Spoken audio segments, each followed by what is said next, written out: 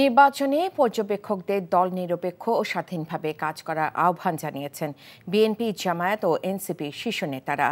শনিবার রাজধানী নয়াপল্টনে পর্যবেক্ষকদের সংগঠন ইলেকশন অবজারভার সোসাইটির আয়োজনে রাজনৈতিক দলগুলোর সঙ্গে মতবিনিময়ে বক্তারা বলেন, দলগুলোর আচরণবিধি প্রতিপালন ও নির্বাচনী পরিবেশ পর্যবেক্ষণ করতে হবে। নিয়ামুল আজিজ সাদিকের আরেকটি রিপোর্ট। ফ্যাসিস্ট শেখ হাসিনা সরকারের আমলে দেশীয় পর্যবেক্ষকদের বেশিরভাগই একপাক্ষিক নির্বাচনকে বৈধতা দিত সুষ্ঠু বলে, এমনকি বিদেশ থেকে আসা অনেকেই নির্বাচনকে গ্রহণযোগ্য বলে সার্টিফিকেট দিত। এবার কয়েক দফা তদন্ত শেষে ৬৬টি সংস্থাকে বৈধতা দেয় নির্বাচন কমিশন। তাদের এই সভায় বক্তারা বলেন, পর্যবেক্ষকদের অতীত ইতিহাস থেকে বের হয়ে স্বাধীনভাবে কাজ করতে হবে। অতীতের ইলেকশন পর্যবেক্ষকের অভিজ্ঞতা খুব ভালো না। বিশেষ করে গত ৩টা নির্বাচনে আমাদের এমনকি দেশে যারা ইলেকশন পর্যবেক্ষণ করেছেন তারা কিভাবে একটা তামাশার একটা নির্বাচনকে তারা কিভাবে সার্টিফিকেট দিয়েছেন।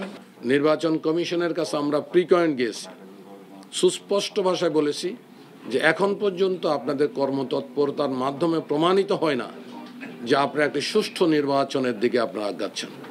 বক্তাদের অনেকেই মাঠ প্রশাসন থেকে শুরু করে পর্যবেক্ষক সবাইকে লেভেল প্লেইং ফিল্ড বজায় রাখার আহ্বান জানান। এক উপদেষ্টা শত শত কোটি টাকা তার নির্বাচনের জন্য ব্যয় করছেন, তার নিজের কনস্টিটিউন্সি দিচ্ছেন, ঢাকার 3টা কনস্টিটিউন্সি দিচ্ছেন। আপনাদের এই ব্যাপারে তো কোনো বক্তব্য নাই। আরও ক্ষমতার যতগুলো অপব্যবহার হয়েছে সেগুলো কি বলছেন?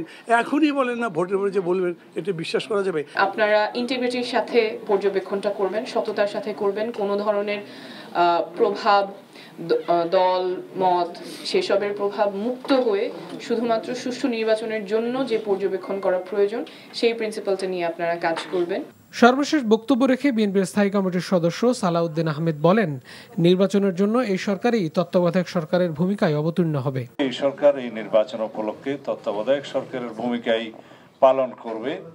সুষ্ঠুভাবে, নিরপেক্ষভাবে, স্বাধীনভাবে, উৎসম্মুখভাবে একটি নির্বাচন আয়োজন করা, ঐতিহাসিক নির্বাচন জাতীয় সংসদের আয়োজন করা, সেই নির্বাচনটা জাতীয়ভাবে এবং আন্তর্জাতিকভাবে স্বীকৃত হবে।